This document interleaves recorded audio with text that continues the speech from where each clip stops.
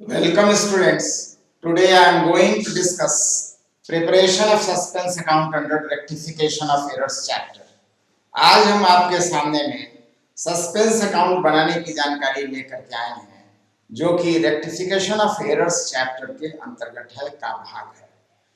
अब तक हम आपको रेक्टिफिकेशन ऑफ एरर्स में जो जो जानकारी करा चुके हैं उसमें सबसे पहले हम आपको इंट्रोड्यूस किए थे व्हाट इज एरर्स, फिर बतलाए थे rectification and then rectification of errors. In view of rectification of errors और before rectification of errors are classified as, ये इसका भी क्लासिफिकेशन की भी हम जानकारी आपको दे चुके हैं। In view of rectification errors are classified as one side errors and two side errors, इनकी भी जानकारी हम आपको पूरी तरीके से दे चुके हैं। साथ ही साथ वन साइड एरर्स का रेक्टिफिकेशन प्रोसेस क्या है, टू साइड एरर्स का रेक्टिफिकेशन प्रोसेस क्या है, इसकी भी विस्तार से जानकारी with example, with so many examples हमने आपको इसकी जानकारी दिया। अब टाइम ऑफ रेक्टिफिकेशन की जब हम बात करते हैं तो टाइम ऑफ रेक्टिफिकेशन दो होता है, एक होता है before preparation of trial balance और in case trial balance not prepared before preparation of financial statement, और दूसरा होता है after preparation of trial balance और फाइनेंशियल स्टेटमेंट। तलपट बनाने से पहले हम अशुद्धियों का सुधार करते हैं या तलपट बनाने के बाद अशुद्धियों का सुधार करते हैं। most of the businessmen tried their best to find out their errors before preparing financial statement or trial balance and rectify them, but in case they not succeed to do so, then as and when errors arises or errors known, rectification made। इस तरीके से बिल्कुल स्पष्ट है कि businessman पूरी कोशिश करता है फाइनेंशियल स्टेटमेंट बनाने से पहले एरर्स को पता लगा ले, सुधार कर दे, लेकिन अगर सफल नहीं हो पाता है तो चूंकि फाइनेंशियल स्टेटमेंट बनाने का डेट फिक्स्ड रहता है, इसीलिए अगर नहीं सफल हो पाए तो जब एरर्स की जानकारी होगी तब हम उसका रेक्टिफिकेशन करेंगे। ये हमारा रेक्टिफिकेशन ऑफ एरर्स का प्रोसेस है। जब हम बिफोर ट्रायल बैलेंस करते हैं, ट्रायल बैलेंस हमने नहीं बनाया तो स्वाभाविक तौर पर एग्जैक्ट एरर्स का रेक्टिफिकेशन होता है, जस्ट एरर्स का रेक्टिफिकेशन होता है। But in case trial balance और हमने बना दिया, प्रिपेयर कर लिया, इसका मतलब है ट्रायल बैलेंस का टोटल नहीं मैच किया होगा और in this case suspense account recorded in less side and total become equal. इस तरीके से सस्पेंस अकाउंट को हम कम के साइड में लिखे होंगे और फिर टोटल को बराबर बनाए होंगे। ये स्थिति रही होगी हमारा इन case trial balance prepared and rectification errors arises and rectified. तो प्रश्न यहाँ पर ये उठता है कि हम सस्पेंस अकाउंट लिखे कब, जबकि ट्रायल बैलेंस बना लिए। तो नेचुरली ये जो क्वेश्चन है हमारा, ये जो टॉपिक है हमारा, वो वैसे ही क्वेश्चंस के लिए है जबकि हमारा ट्रायल बैलेंस प्रिपेयर हो चुका है। अब ये हम बात कैसे समझेंगे कि हमने ट्रायल बैलेंस प्रिपेयर कर रखा है, तो नेचुरली निश्चित रूप से rectified the following errors after preparing trial balance और फाइनेंशियल स्टेटमेंट। इसका मतलब हम समझेंगे कि बाद में हमें रेक्टिफाई करना है, या क्वेश्चन में क्लियरली मेंशन है balance of suspense account is given either side, in either side, किसी भी साइड में बैलेंस ऑफ सस्पेंस अकाउंट दे दिया, इसका मतलब है कि हम ऑलरेडी ट्रायल बैलेंस बना चुके हैं। इससे क्लियर हो जाता है कि ट्रायल बैलेंस हमने बनाया है या नहीं बनाया है, और सिंपली क्वेश्चन दे करके बोले कि आप रेक्टिफाई कीजिए फॉलोइंग एरर्स का, कुछ भी अगर इंफॉर्मेशन नहीं है तो हम हमेशा बिफोर में रेक्टिफिकेशन करते आए हैं, जैसा कि हम अब तक बतलाए। हालांकि आफ्टर के केस में भी हम आपको जानकारी दे चुके हैं, लेकिन आफ्टर के केस में जब हम रेक्टिफिकेशन करते हैं तो सस्पेंस अकाउंट का प्रिपरेशन कैसे होता है इसकी हम जानकारी देने जा रहे हैं। इतना ही नहीं, हम इस प्रेजेंट वीडियो में बिफोर रेक्टिफिकेशन भी बतलाएंगे, आफ्टर रेक्टिफिकेशन भी बतलाएंगे and preparation of suspense account भी बतलाएंगे। जहां तक वन साइड एरर्स की बात है, वन साइड एरर्स में रेक्टिफिकेशन भी वन साइड में होता है, तो नेचुरली अदर साइड हमारा सस्पेंस अकाउंट से कवर अप हो चुका है, इसलिए रेक्टिफिकेशन हम सस्पेंस अकाउंट का भी करेंगे। But in case of two side errors compulsory नहीं है कि हमारा सस्पेंस अकाउंट कंपनसेट किया, सेम अमाउंट से डिफरेंस अगर गलती हुई है दोनों साइड में तो सस्पेंस अकाउंट का क्वेश्चन अराइज ही नहीं करता है। लेकिन अगर अमाउंट में डिफरेंस है तो ऐसे कंडीशन में सस्पेंस अकाउंट से हम उसे टैली कराते हैं, मिलाते हैं, मीन्स सस्पेंस अकाउंट पर भी इसका इफेक्ट आएगा। इन बातों को ध्यान में रखना है। जैसे एग्जांपल के रूप में हम आपको बतला दें, बिफोर एंड आफ्टर दोनों condition, before and after, before trial balance and after trial balance, दोनों कंडीशन में कोई भी एरर लेते हैं उसका बिफोर ट्रायल बैलेंस में क्या रेक्टिफिकेशन आएगा और आफ्टर के कंडीशन में क्या इफेक्ट आएगा। पहले हम वन साइड एरर्स की बात करते हैं। Purchases account undercast, purchase account undercast और अंडर रिकॉर्ड। इस कंडीशन में बिफोर के कंडीशन में रेक्टिफिकेशन एंट्री जो आएगी, परचेजेस अकाउंट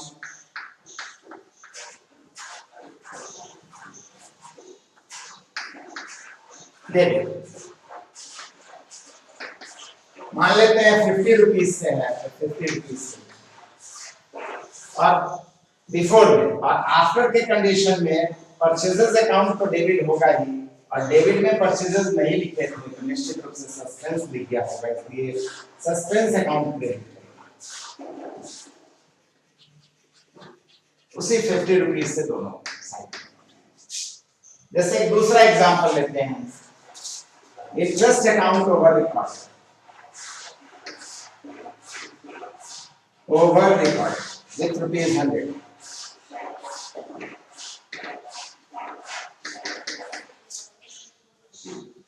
तो रेक्टिफिकेशन एंट्री बिफोर के कंडीशन में क्या होगा, इंटरेस्ट अधिक लिख दिया गया है, मींस डेबिट में अधिक लिख दिया गया है। रूल कहता है अगर मोर का एरर है अपोजिट साइड में सुधार करना है, मतलब रेक्टिफिकेशन आएगा interest credit to interest account. अब डेबिट ब्लैंक है, ब्लैंक ही रहेगा इस कंडीशन में बिफोर में, लेकिन जब हम आफ्टर के कंडीशन में लिखेंगे तो रेक्टिफिकेशन एंट्री आ जाएगी suspense account debit to interest account.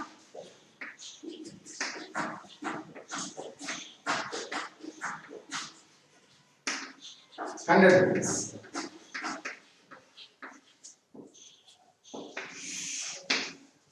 इसी तरीके से टू साइड एरर्स की बात करते हैं। ये हमारा one side errors,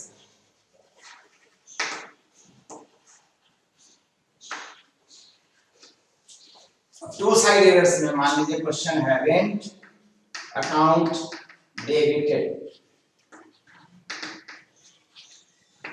with ₹200 instead of salary की जगह पर रेंट को हमने 200 रुपए से डेबिट कर दिया। इसका रेक्टिफिकेशन एंट्री क्या आएगा, प्रोसेस आप जानते हैं। रेंट गलत डेबिट हुआ है तो रेंट को क्रेडिट करेंगे, और सैलरी को डेबिट होना चाहिए इसलिए सैलरी को डेबिट करेंगे, तो एंट्री हो जाएगी salary account debit to rent account. Amount आ जाएगा दोनों साइड में बिफोर के केस। आफ्टर में भी सेम एंट्री होगी, कोई डिफरेंस नहीं आएगा। यहाँ पर डेबिट क्रेडिट दोनों में कंप्लीट रेक्टिफिकेशन है, इसलिए सस्पेंस का सवाल ही नहीं है, क्वेश्चन ही नहीं। तो रेक्टिफिकेशन में भी आ जाएगा salary account debit to rent account 200। Next example है आपका rent account debited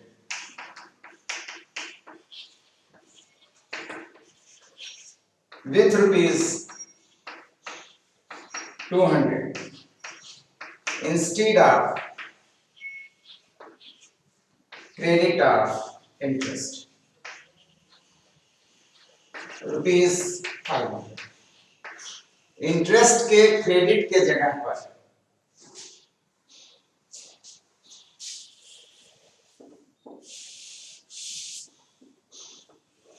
next example है आपका rent account debited with ₹200 instead of interest ₹500। Interest के 500 डेबिट की जगह पर रेंट का डेबिट हो गया है रेंट डेबिट हो गया है 200 रुपीज से, रेंट गलत डेबिट हुआ है, रेंट को क्रेडिट करेंगे।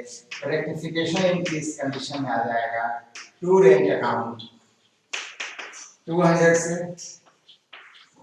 और डेबिट में आ जाएगा इंटरेस्ट को डेबिट होना चाहिए, इसलिए इंटरेस्ट अकाउंट डेबिट 500 से। बस बिफोर के कंडीशन में इतना ही होगा। यहीं पर अगर हम आफ्टर के कंडीशन में करेंगे तो इनकी बन जाएगी interest account debit, rectification entry आ जाएगा इंटरेस्ट अकाउंट डेबिट 500 से, टू रेंट अकाउंट 200 से। अब जरा गौर करने का है, यहाँ पर रेंट डेबिट हो गया 200 से, जबकि इंटरेस्ट को डेबिट में लिखना चाहिए था 5, तो डेबिट में 300 से कम हुआ। कम होने के कारण ऑलरेडी सस्पेंस लिख चुके होंगे डेबिट। अब बतलाइए, सस्पेंस नाम का कोई एरर नहीं है, वो तो जस्ट मैच कराने के लिए एक अनदर एरर अराइजेस, एक दूसरा एरर हो गया सस्पेंस अकाउंट के नाम से, इसलिए ना सिर्फ एक्चुअल एरर में रेक्टिफिकेशन करेंगे बल्कि सस्पेंस अकाउंट में भी रेक्टिफिकेशन करेंगे। और सस्पेंस डेबिट हुआ है, इसलिए अब यहाँ पर रेक्टिफिकेशन के लिए डेबिट हुआ है मतलब मोर हुआ है, ज्यादा हुआ है, तो नेचुरली रूल के अकॉर्डिंग उसे क्रेडिट करेंगे टू सस्पेंस अकाउंट 300। रूल के अकॉर्डिंग तो ये बात है, लेकिन अगर आप आसान तरीके से सीखना चाहें तो आप इस तरीके से भी देख सकते हैं कि एक्चुअल जो रेक्टिफिकेशन एंट्री है इसके बाद हम देखेंगे डिफरेंस किस साइड में। अगर डेबिट में अमाउंट का डिफरेंस है तो डेबिट में सस्पेंस लिख देंगे, क्रेडिट में जैसे यहाँ पर है डिफरेंस तो क्रेडिट में सस्पेंस लिख दिए।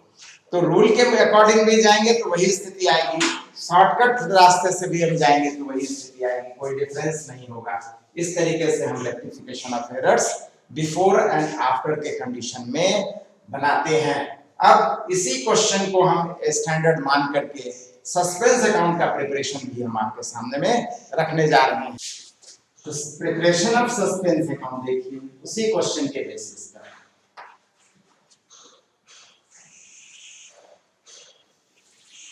अकाउंट है तो दो साइड में बनेगा डेबिट और क्रेडिट, 4 कॉलम डेबिट के लिए 4 कॉलम क्रेडिट के लिए बनेगा। एक पार्टिकुलर का डेट का, डेट यहाँ नहीं है तो सीरियल नंबर ऑफ क्वेश्चन आ जाएगा, पार्टिकुलर हो गया, लेजर फोलियो हो गया, अमाउंट्स इन रुपीस, डेबिट फिर से डेट या सीरियल नंबर जो भी है क्वेश्चन का, फिर particular LF and last column amounts in rupees. ये क्रेडिट है, ये डेबिट। सबसे पहले तो जब सस्पेंस अकाउंट का क्वेश्चन रहेगा तो प्रायः क्वेश्चन में बैलेंस अमाउंट दिया जाएगा। तो अगर सस्पेंस अकाउंट का डेबिट बैलेंस दिया गया है तो डेबिट में रिकॉर्ड करेंगे, क्रेडिट बैलेंस है तो क्रेडिट में लिखेंगे। या दूसरे शब्दों में कुछ इस तरीके से भी दिया जा सकता है, बोला जा सकता है in trial balance there is debit side is excess, debit side is excess. इसका मतलब हम मैच कराने के लिए क्रेडिट में सस्पेंस लिखे होंगे, इसका मतलब क्रेडिट बैलेंस और सस्पेंस। इस तरीके से कोई ना कोई इंफॉर्मेशन रहेगा जिससे कि हम सस्पेंस अकाउंट के बैलेंस को मालूम करेंगे। मान ले रहे हैं हम सस्पेंस अकाउंट का बैलेंस हमारा 500 रुपीस डेबिट बैलेंस है, तो सबसे पहले लिखेंगे टू बैलेंस BD 500। सबसे पहले बैलेंस अमाउंट अगर है क्वेश्चन में तो रिकॉर्ड करेंगे, नहीं है तो नहीं रहेगा ही, मोस्टली या 99% क्वेश्चन में रहेगा। अब रेक्टिफिकेशन एंट्री को देखेंगे। If there is suspense account in debit or credit side, such suspense account recorded in suspense account ledger account। नहीं है नहीं लिखेंगे, है तो लिखेंगे, जिस साइड में उस साइड में लिखेंगे। लेजर का रूल कहता है, लेजर का रूल कहता है जो जर्नल का रूल है, मतलब गोल्डन रूल है। अब गोल्डन रूल के अकॉर्डिंग जो भी डेबिट है जर्नल में वो लेजर में भी डेबिट में आएगा, क्योंकि जर्नल और लेजर उसी गोल्डन रूल पर बेस्ड है। जो जर्नल का क्रेडिट है लेजर में भी क्रेडिट में ही जाएगा। तो ये जर्नल है, जर्नल के क्रेडिट में सस्पेंस है तो क्रेडिट में लिखेंगे। और किसी भी बुक और अकाउंट में लिखने के लिए पॉइंट नंबर 1 है, 2 है, 3 है, 4 है, तो पॉइंट नंबर 1 या सीरियल नंबर 1 क्रेडिट में लिखेंगे। रिलेटेड अकाउंट, क्रेडिट का रिलेटेड डेबिट वाला अकाउंट होता है, मींस परचेसेस अकाउंट। अमाउंट कितना आएगा 1050 रुपीज। सेकेंड में देखेंगे तो सस्पेंस डेबिट में है, तो डेबिट में लिखेंगे टू रिलेटेड अकाउंट क्रेडिट वाला होगा इंटरेस्ट अकाउंट, अमाउंट आ जाएगा 100 रुपीज। नेक्स्ट सैलरी और रेंट दोनों में 200 है, there is no difference in debit और credit side, that's why no record made under the heading of suspense account, इसलिए सस्पेंस पर भी इफेक्ट नहीं पड़ेगा। जब जर्नल में सस्पेंस नहीं है तो लेजर में भी सस्पेंस नहीं आएगा। इस कंडीशन में देखें सस्पेंस क्रेडिट है, तो क्रेडिट में लिखेंगे point number 4 by related account credit का डेबिट वाला होता है मींस इंटरेस्ट अकाउंट, अमाउंट आ जाएगा सस्पेंस जिसका घर उसका अमाउंट ऑफ इट्स ओन, अपना अमाउंट लिखना है, तो सस्पेंस का अकाउंट में सस्पेंस का अमाउंट मींस 300। मान लीजिए इतने ही पॉइंट्स है, तो अब सस्पेंस अकाउंट को क्या करेंगे, तो नेचुरल लेजर है तो लेजर को क्लोज किया जाता है। कैसे क्लोज किया जाता है, last date of the month में, last date of month by balance sheet,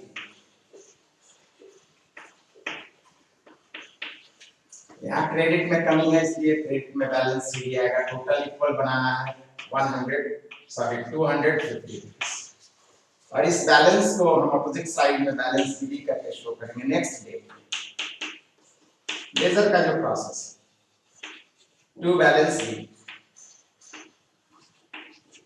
250।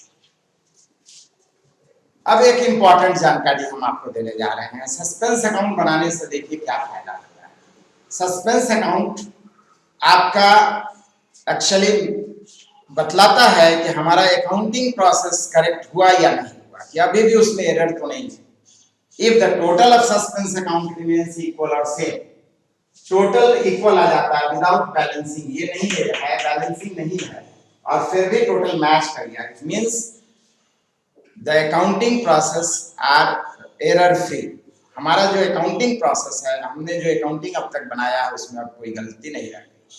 But if there is any balance remains, अगर कोई अंतर रह जाता है, इसका मतलब है कि अभी भी अकाउंट्स में हमारा एरर है।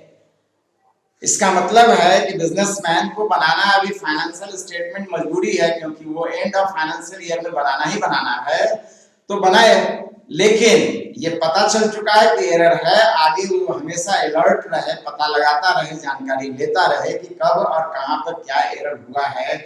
जैसे ही इसकी जानकारी होगी हम रेक्टिफाई करेंगे।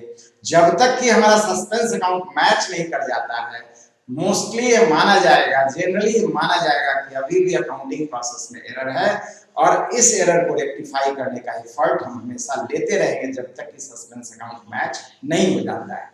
तो एक proof of accuracy of accounting है सस्पेंस अकाउंट, कि हमारा अकाउंटिंग करेक्ट हुआ या उसमें अभी भी इनकरेक्टनेस है। सबसे इंपॉर्टेंट पॉइंट है। इसी कारण से सस्पेंस अकाउंट बनाना बिजनेसमैन के लिए इंपॉर्टेंट है, जरूरी है। अगर वो नहीं बनाता है तो ब्लाइंड में, अंधेरे में रहता है, और इस कंडीशन में अगर एरर है तो एरर रह जाएगा और फिर हमारा अकाउंटिंग करेक्ट नहीं होगा। इस कारण से सस्पेंस अकाउंट वास्तव में proof of accuracy of accounting है, कि हमारा अकाउंटिंग प्रोसेस सही हुआ या नहीं हुआ, इसकी स्पष्ट जानकारी हमें सस्पेंस अकाउंट बतलाती है। अब हमारा अगला जो वीडियो आएगा वो बहुत एक अलग तरह का कॉम्पिटिटिव पॉइंट से या प्रोफेशनल वोकेशनल कोर्सेज के लिए बड़ा इंपॉर्टेंट टॉपिक आता है। Generally academic point of view से, नॉलेज पॉइंट ऑफ व्यू से भी बहुत जरूरी है। एकेडमिक पॉइंट ऑफ व्यू से जनरली यूनिवर्सिटीज लेवल में कभी कभी उससे भी रिलेटेड क्वेश्चंस पूछे जाते हैं, और वो है effect of errors and effect of rectification on profit loss and on financial position.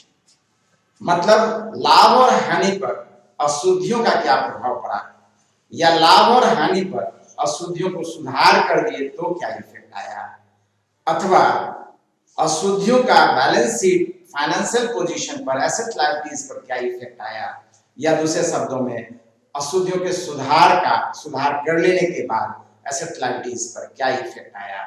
दोनों तरीके से अशुद्धियों का भी इफेक्ट जानना चाहिए, रेक्टिफिकेशन का भी। किसी भी तरह से क्वेश्चन में पूछा जा सकता है। आपके भी बुक में, किसी भी स्टैंडर्ड का बुक हो, एक दो क्वेश्चन में ये पॉइंट, इससे रिलेटेड क्वेश्चंस भी दिए गए हैं। वैसे बतलाए प्रोफेशनल और वोकेशनल कोर्स के लिए तो बहुत ही इंपॉर्टेंट टॉपिक है, वहां पर इसका यूज बहुत ज्यादा होता है, कॉम्पिटिटिव एग्जाम में इससे क्वेश्चंस पूछे ही जाते हैं। इन कारणों से इस टॉपिक को विशेष ध्यान दे करके आपको बनाना चाहिए। फिलहाल हम फिर से आपको ये जानकारी दें कि आप हमारे इस वीडियो को देख करके आप अपने बुक के सभी क्वेश्चंस को बनाइए। फिर भी प्रॉब्लम अगर आता है तो आप मेरे सामने में प्रेजेंट कीजिए, कमेंट सेक्शन में डालिए, हम उसका जवाब देंगे। जरूरत पड़ेगा तो अलग से वीडियो बना करके देंगे। और साथ में यह भी हम आपसे कहेंगे कि अगर अभी तक आप हमारे वीडियो को सब्सक्राइब नहीं किए हैं तो जरूर सब्सक्राइब कीजिए, साथ ही साथ शेयर कीजिए ज्यादा से ज्यादा स्टूडेंट्स के बीच में, जिससे कि ये जानकारी, स्पष्ट जानकारी सबको घर बैठे मिले। और किसी को कोई दिक्कत हो तो वो कमेंट में अपनी बात को रखे, या जैसे भी हमारे पास जानकारी आएगी हम उसका जवाब जरूर देंगे। और साथ ही साथ लाइक भी कीजिए, जिससे कि आने वाले समय में हमारा जो वीडियो आ रहा है लगातार सेमेस्टर 1 से सेमेस्टर 6 तक प्रायः कोर्स के सब्जेक्ट्स को, अकाउंट से रिलेटेड सब्जेक्ट को हम लेंगे ही। अभी एक दो हमारा प्लेलिस्ट नहीं आया है, कॉस्ट अकाउंटिंग स्पेशली और मैनेजमेंट अकाउंटिंग की, उसकी भी जानकारी देंगे। और साथ ही साथ 11 और 12 स्टैंडर्ड के लिए भी हमारा चैनल में वीडियो में प्लेलिस्ट में वीडियो डाला ही जा रहा है लगातार। तो जब जैसे मौका मिलता है हम वीडियो डालते जा रहे हैं, और आपके हर चैप्टर को हम अपने वीडियो में इंक्लूड कर रहे हैं, जिससे कि आपके साथ अकाउंटेंसी सब्जेक्ट में कोई भी समस्या ना रह जाए। Thank you.